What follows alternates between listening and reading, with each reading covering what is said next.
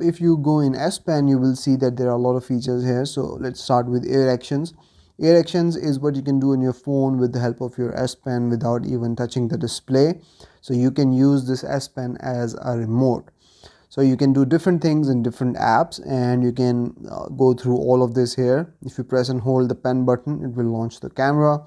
If you make this gesture, it will go back. This gesture will take you to home screen. This gesture will go to recents. Now in different apps, there are different features. So if you go in gallery, you can see what pressing the button once will do, what pressing the button twice will do, and what all these gestures will do on in gallery.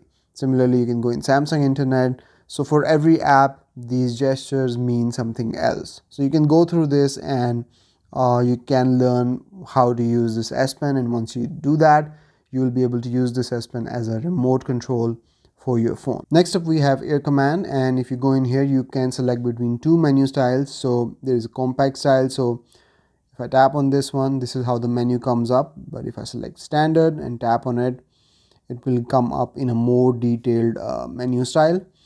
And then we have shortcuts. So you can select what shortcuts appear in this menu.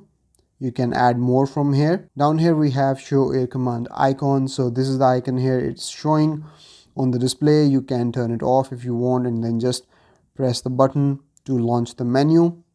Then we also have open Air Command with S Pen button. Now you can obviously open this with the pen button. You can turn this off as well. Then we also have Air View. So there are two features here. You can use your S Pen as a pointer, which you see on the display, and you know exactly where your S Pen is pointing and going towards. Or you can use it as a previewer as well. So if you're in gallery, you can point your S Pen to a certain album or a certain photo, and it will expand it and let you know what are the contents of that album. Moving on, we also have S Pen to text feature here. So in any text bar, you can point your S Pen and just start writing, and it will convert that into text. This is really cool. I have tried it a few times. So where this feature is supported, you will see this option here, and then you can start writing, and it will convert your writing into text. Moving on, we also have screen of memos here. So if you want to quickly take a note on your phone, you don't even have to unlock the phone. You can just pull out your S Pen and press this button, tap on the display, and start writing.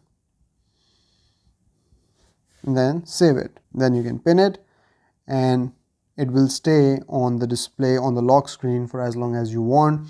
So that way you can have your reminders pinned to your lock screen. Next up, we also have quick notes here. So what this does is that if you press the button on the S Pen and tap on the display twice, it will open up a Samsung Notes window, and here you can quickly take down any note that you want. And once you're done, you can simply save it. You can edit it, whatever you want to do, save as a file or whatever.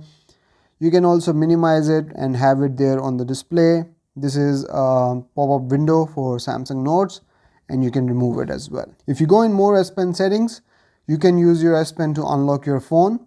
You can set up allow multiple S Pens to use on one device if you want to do that. And then we also have keep S Pen connected, so it will stay connected to your phone via Bluetooth if you want to use Air Actions. And one of the most important ones is warn if S Pen is left behind. So if you are leaving your S Pen behind, forgetting about it, your phone will vibrate and alert you that you are leaving behind your S Pen.